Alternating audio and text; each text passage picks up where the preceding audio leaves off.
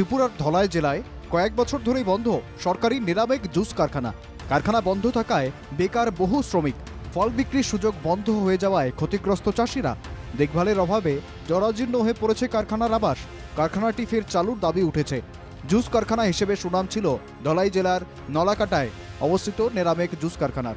সরকার অধিকৃত এই কারখানায় স্থানীয় নানা ফলের জুস তৈরি করে বাইরে পাঠানো হতো। স্থানীয় চাষিরা এখানে বিক্রি করতেন তাদের উৎপাদিত ফল। কারখানায় বহু শ্রমিক কাজ করতেন, কিন্তু কয়েক বছর ধরে বন্ধ কারখানাটি। ফলে বেকার হয়ে পড়েছেন শ্রমিকরা। এক অফিসারের মৃত্যুর পর বন্ধ হয়ে যায় কারখানা। এটা নিরামিক জুস ফ্যাক্টরি। এই জায়গায় আমরা আগে সিজনে চলতো, অনেক লোক এই জায়গায় অনেক লোক বাঁচতো কাজ করার পরে দেখি আমরা ফল টলা আনারস, লেচু, আম, কাঁঠাল এটির আচার হইতো। তখন এই জায়গায় লোক একজন মারা গেছে, মানে অফিসার মিন্টু স্যার, তাই না মারা যাওয়ার পরে টিকা বলতো এই জায়গার। এলাকায় প্রচুর আনারস উৎপাদন হয়। কারখানা চালু থাকা অবস্থায় উৎপাদিত আনারস কারখানাতেই বিক্রি করতেন স্থানীয় চাষিরা। কারখানা বন্ধ হয়ে যাওয়ায় চাষিরাও বিপাকে পড়েছেন। বিক্রির সুযোগ বন্ধ হয়ে যাওয়ায় আনারসের চাষও বন্ধ হয়ে গেছে। কাজ হারিয়ে শ্রমিকরা সংকটে পড়েছেন।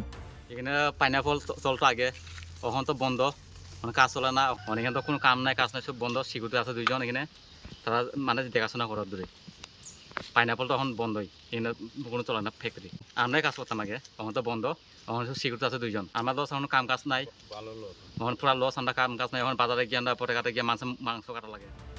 একসময় স্থানীয়দের উৎপাদিত আনারস, লিচুর মতো নানা ফল কারখানায় প্রয়োজন মেটাতো। কারখানা বন্ধ হওয়ায় ফলের বাজারও বন্ধ হয়ে গেছে। ফলে দাবি উঠেছে ফের চালু হোক কারখানা। তাতে শ্রমিকদের কাজও জুটবে, একই সঙ্গে স্থানীয় চাষিদেরও সুবিধা হবে। পাইনাপল আর লেচু তো সব এখানে চলতো এগুলোই। জুস ওই তো এখানে জুস এখানে বানাইয়া পাঠাইতো বাইরে।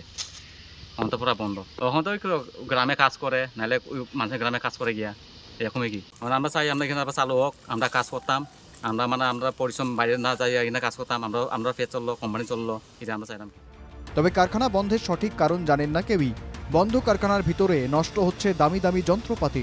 এটি ফের চালু হলে বহু বেকারের কর্মসংস্থান সম্ভব হবে। এলাকার বাসিন্দারা চাইছেন কারখানাটি ফের চালু করা হোক। কুমারঘাট থেকে জনি ভট্টাচার্যের রিপোর্ট, NK টিভি বাংলা।